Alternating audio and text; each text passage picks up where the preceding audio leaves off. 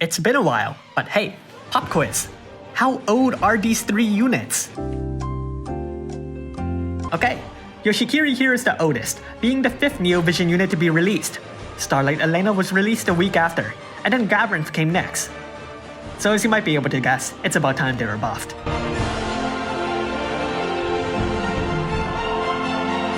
Let's start with Gabranth, because I feel like it. At EX plus 2, Gabranth gets someone else's shield.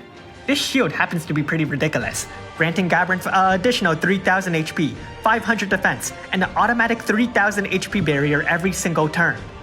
Honestly speaking, the HP barrier isn't very strong, but its addition is nice if you don't have a constant source of it. Not only that, but he also gets an instant limit burst. For those who don't remember, Gabranth's limit burst is kind of average at this point, granting your team a 50% general mitigation buff. Using it in his second form will give him an 80% general mitigation buff, which is better used when he's busy tanking, but unfortunately Gabranth doesn't have an instant cover ability like many of our more recent tanks. Overall, Gabranth's EX awakenings are appreciated, but extremely late. The flat stats only serve to make him tankier, but they don't really change his playstyle at all.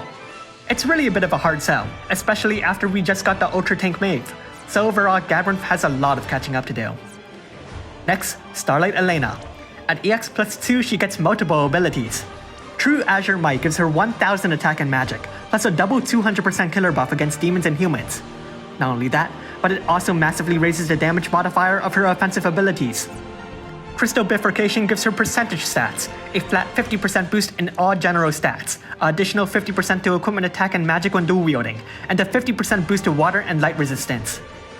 In her Brave Shift, Aurora Mastery upgrades her limit burst, buffing its limit burst damage buff, its base modifier, giving it a morale scaling for additional power in Clash of Wills, and pushes the damage modifier of her other abilities once it's been activated. It also buffs her passive limit burst damage by an additional 150%, gives her the chain cap boost that she was so desperately missing all this time, and 50% equipment boost to offensive stats when holding a single weapon. At EX plus 3, she gets one more active ability, Celestial Brilliance. This inflicts a 25% sword imperil, gives her team a 150% double killer against demons and humans, and buffs her water and light damage by 50%. So is Starlight Elena any better? Absolutely. Her Brave Shift, which was easily the weakest part of her original kit, has gotten far stronger thanks to these awakenings. Her base form also benefits too, though ultimately you have to keep in mind that this is all in respect to her strength at EX plus 1. Compared to the units we have nowadays, a awakened Starlight Elena is certainly powerful, but someone who has the leeway to keep up with the latest units may not need to spare her a second glance. A wide majority of Elena's buffs affect her passively. Many of her active abilities haven't changed in nature, and the only attack that's gained morale scaling is her Brave Shift's limit burst. You'll definitely use her Brave Shift more often now though. Did you know I haven't even touched her Brave Shift since I got her? Finally, Yoshikiri. At EX plus 2, he too gets multiple abilities. Neo High Score is an active ability that fills the morale gauge, giving him additional support in Clash of Wills. Warrior of the Golden Crystal upgrades his base limit burst, buffing your team's stats by a whopping 350%, raising its damage modifier further, and unfortunately pushing the limit burst cost from 38 crystals all the way to 60. However, the passive also gives him 1000 extra HP, 500 spirit, gives him 12 limit burst crystals each turn to assist, boosts his equipment spirit by a whopping 200% when carrying a single weapon, and raises the damage modifier of finishing combo. If we go to his Brave Shift, we see another new passive, top of the rankings. Mechanically, it's actually pretty similar to Warrior of the Golden Crystal. It upgrades his second limit burst, raising its damage modifier, buffs the killer buffs from 100% to 150%, and perhaps most impressively, buffs the limit burst damage boost from a horrible, underwhelming 50% to a ridiculous 300%. Of course, the cost is also increased further, but he still gets the additional passives. It's pretty much the same, though the abilities that have been buffed have changed as he switches them out. But wait, there's more! At EX plus 3, he gets one more ability, Frozen LCD.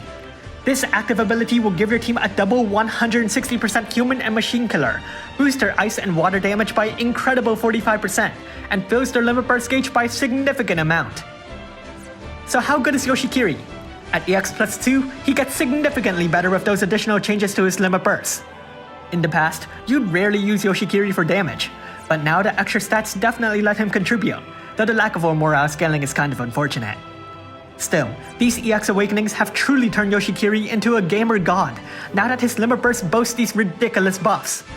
350% full stat buffs, removing breaks, stop, and charm, and raising elemental resistance by 85%. And then the second one gives powerful killers, and trade up boosts Limit Burst damage by 300% for 5 turns. And all this plus Yoshikiri already having a fairly useful kit. The increased cost to his Limit Burst isn't even a problem, given that he already had a kit that was tailored to filling it while chaining. He even gets 12 extra Limit Burst crystals each turn. Even if you do nothing, he'll be able to maintain one of these Limit Burst buffs with ease. And with EX plus 3, his Kneel cooldown will buff your team's damage even more, especially thanks to the fact that Yoshikiri can imbue water and ice onto them with ease. Unfortunately though, Yoshikiri doesn't have a true Brave Shift. While you can stay in his second form for as long as you want, you will have to deal with cooldowns as you juggle back and forth. If he had a true Brave Shift, he'd be the godliest gamer god. But this still remains the global original hype I wanted from the beginning. So overall, Gabranth's buffs now exist, Starlight Elena can deal more damage, and Yoshikiri has really become a supporting god. Overall, the global buffs are an excellent take, definitively raising these units to even better degrees. I have to admit that I was skeptical that these two would ever be buffed, but seeing them now really makes me optimistic going forward. If this keeps going in this direction, perhaps we might see more global original units buffed in the future. Of course, many of them are incredible on release, so it'd certainly take a while. But come on, just how much better can they get?